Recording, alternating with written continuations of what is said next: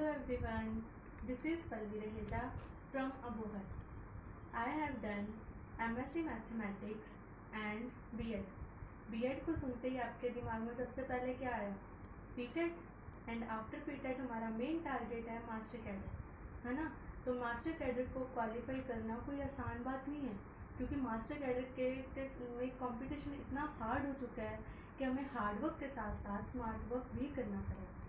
मैं आपको अपनी बात बताती हूँ कि मैं एक क्वेश्चन सॉल्व करने बैठती थी तो मेरे को 3 से 4 मिनट लग जाते. अगर यही कंडीशन मेरी पेपर में रही, मतलब एक क्वेश्चन को अगर हम सॉल्व करते हैं तो अगर उसमें हमें 3 से 4 मिनट कोई क्वेश्चन में लग गए तो इट मीन्स हमारा कॉन्फिडेंस लो हो जाएगा. क्यों? क्योंकि हमें ये हो जाएगा कि इतने सारे क्वेश्चन हैं तो मैंने एक क्वेश्चन पे इतना सारा टाइम वेस्ट कर दिया, है ना. तो उसके बाद मेरे जितने भी आगे वाले क्वेश्चन हैं उन सभी पे इफेक्ट होगा, क्योंकि एक तो पेपर का प्रेशर, दूसरा टाइम का प्रेशर. तो इसको सॉर्ट आउट करने के लिए हमें स्मार्ट वर्क करना पड़ेगा. तो मेरे जो मेंटर हैं रिस्पेक्टेड मिस्टर चेतन सेतिया सर, उन्होंने एक मेगा क्विज़ ऑर्गेनाइज करा जिसमें उन्होंने मास्टर कैडर की 130 ट्रिक्स करवाई. एज़ यूजुअल वो जैसे कहते हैं वो हमेशा हमें उनसे ज़्यादा ही पढ़ाते हैं.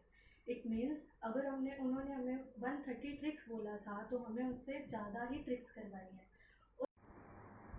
और ये 130 ट्रिक्स मास्टर कैडर के सिलेबस का 95 मार्क्स का सिलेबस कवर कर रही है. 95 मार्क्स सुनने में कितना अमेजिंग लग रहा है ना, है ना. और इन ट्रिक्स की हेल्प से आप मानोगे नहीं, जो क्वेश्चन 3 और 4 मिनट्स में होते थे उन्हीं क्वेश्चन को सॉल्व करने में 30 to 40 सेकेंड्स लग रहे हैं. तो इससे कुछ सोचो कि कॉन्फिडेंस कितना बिल्डअप होता होगा. मेरा कॉन्फिडेंस यहाँ से यहाँ चला गया. तो इट्स अमेजिंग. मैं आपको उन ट्रिक्स में से एक ट्रिक्स आपके साथ शेयर करने जा रही हूँ. जैसे कि आपको पता ही है कि हमारे मास्टर कैडर एग्ज़ाम में डिक्शनरी वाला क्वेश्चन हमें देखने को मिलेगा ही मिलेगा, बिकॉज ये क्वेश्चन बहुत बहुत इम्पोर्टेंट है. ठीक है, तो हम आज डिक्शनरी वाले क्वेश्चन की एक ट्रिक करेंगे. Now let's start. इसमें क्या है? Find the dictionary rank of the word mentor. जैसे कि आपको पता ही है कि मेरे मेंटर ने मेरे को बहुत कुछ दिया है, इसलिए मैं आपको आज क्वेश्चन भी मेंटर का ही करवा रही हूँ. इस क्वेश्चन में हमने क्या फाइंड आउट करना है? इस क्वेश्चन में हमने फाइंड आउट करना है कि मेंटर डिक्शनरी में कौन से रैंक पे आता है, मतलब कौन से नंबर पे आता है. तो हम वो कैसे फाइंड आउट करेंगे? सबसे पहले मैं मेंटर लिख लूँगी. ठीक है, उसके बाद हमें ABC तो आती है, हम उसके अकॉर्डिंग इसको अरेंज करेंगे, इसको रैंक दे देंगे. जैसे ABCDE, हमें ABCD में से इसमें से कोई भी नहीं मिल रहा, बट E तो मिल गया ना, तो इसलिए हम E को कौन से नंबर पे रखेंगे? फर्स्ट. उसके बाद E के बाद FGHIJKL, L तक हमारे पास कोई अल्फ़ाबेट नहीं है. L के बाद हमें क्या मिल रहा है? M. तो हम M को कौन सा नंबर दे देंगे? 2. वैसे ही M के बाद क्या आता है? N, वो भी हमारे पास है, तो हमने N को क्या दे दिया? 3. फिर N के बाद O. ठीक है, तो O भी हमारे पास है, तो हम O को कौन सा रैंक दे देंगे? 4. उसके बाद O के बाद क्या आता है? P तो हमारे पास है ही नहीं. उसके बाद Q भी नहीं है, बट R तो है ना, R को कौन सा नंबर दे देंगे? 5. R के बाद S नहीं है, देन छोड़ दो. उसके बाद T को कौन सा नंबर दे दिया? 6. ओके, इतना तो बहुत इजी था. इसके जस्ट बाद हमने क्या करना है? हम ये देखेंगे जो फर्स्ट वाला डिजिट है उसके राइट साइड में उससे छोटा कोई नंबर है? चेक करो. जैसे इधर 2 है, 2 के राइट साइड में देखो, 2 से छोटा कोई नंबर मिल रहा है? मिल रहा है ना. कौन सा? 1. एक नंबर मिल गया, तो हम इस 2 के नीचे क्या लिख देंगे? 1. ओके, फिर हम देखेंगे इस 1, नेक्स्ट वाला है 1. इस 1 के बाद में राइट साइड में कोई 1 से छोटा है? नहीं है ना. तो हम क्या, अगर नहीं मिल रहा तो हम उसकी जगह पे क्या लिख देंगे? 0. सेम इसी तरह से हम देखेंगे 3 के राइट साइड में, अगर 3 से छोटा कोई वर्ड है तो लिख दो, नहीं है तो हम क्या लिख देंगे? 0. 3 से छोटा कोई भी वर्ड नहीं है, तो मैंने क्या लिख दिया? 0. आफ्टर दैट हम क्या देखेंगे? 6 के राइट साइड में हमें को क्या देखने को मिल रहा है? 4 और 5. 4 और 5 दोनों ही 6 से छोटे हैं, तो मतलब हमारे पास कितने नंबर्स आ गए, 2 नंबर्स। तो मैं 6 के नीचे क्या लिख दूंगी, 2। एंड आफ्टर दैट 4 के पीछे भी 4 से छोटा कोई नंबर नहीं मिल रहा, तो 4 के नीचे 0, 5 के पीछे तो कुछ है ही नहीं, सो इसके नीचे भी क्या आ जाएगा, 0। इजी है। इसके बाद हमने क्या करना है, हम लास्ट से शुरू करेंगे।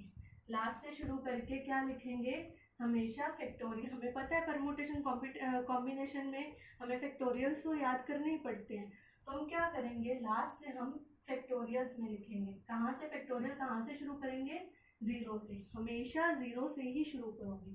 और जैसे आप लेफ्ट साइड पे आते जाओगे वो इंक्रीज होता जाएगा, जैसे इधर 0, उसके बाद 1 फैक्टोरियल, उसके बाद 2 फैक्टोरियल, आफ्टर दैट 3, फिर 4 फैक्टोरियल और इधर 5 फैक्टोरियल।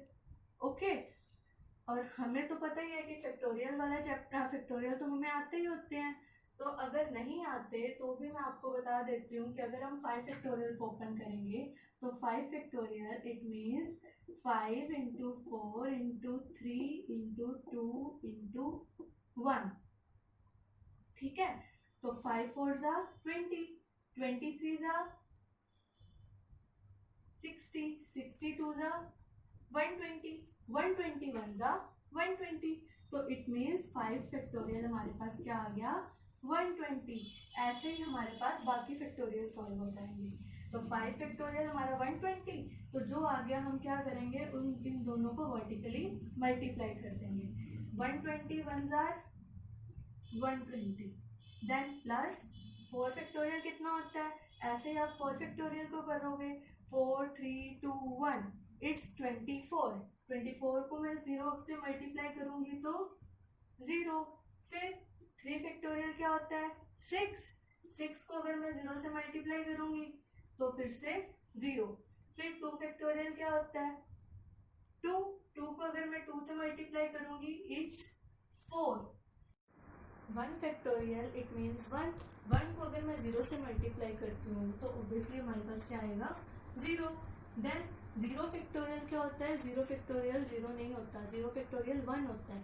जब 1 को मैं 0 से मल्टीप्लाई करूंगी तो मेरे पास क्या आ जाएगा, 0। Okay, and after that 120 plus 4, तो क्या बन गया हमारे पास, 124। इसके बाद इतना आ गया। इसके बाद जो भी हमारे पास नंबर आ जाएगा उसमें आप हमेशा क्या ऐड करोगे, 1 ऐड करोगे ऑलवेज, हमेशा। ठीक है, तो 124 प्लस 1 कितना हो गया, 125। अब आपके दिमाग में चल रहा होगा कि हमने 1 ऐड क्यों करा, क्योंकि 124 वर्ड्स मेंटर के पहले हैं, हमने मेंटर वर्ड निकालना है, तो मेंटर से पहले 124 वर्ड्स आते हैं। बट मेंटर क्या आएगा, 124 का जस्ट नेक्स्ट होगा ना, उसके आगे वाला होगा। तो आगे वाला इट मीन्स हमें 124 में आगे वाला निकालने के लिए उसमें 1 प्लस करना पड़ेगा। इसीलिए हम हर एक नंबर में 1, जो भी नंबर आएगा उसमें 1 प्लस कर देंगे। तो it means 124 plus 1 it means 125। तो मतलब अगर हम डिक्शनरी में मेंटर वर्ड का रैंक ढूंढेंगे तो हमें मेंटर वर्ड कौन से नंबर पे मिलेगा, 125। इजी है ना ये ट्रिक, बहुत इजी है। तो इससे कोई भी क्वेश्चन सॉल्व करोगे, अगर आप प्रैक्टिस करोगे तो कोई भी क्वेश्चन को विद इन 30 to 40 सेकेंड आराम से कर लोगे, और कोई भी बड़ी कैलकुलेशन इसमें सॉल्व करने की भी जरूरत नहीं है। So thanks for watching.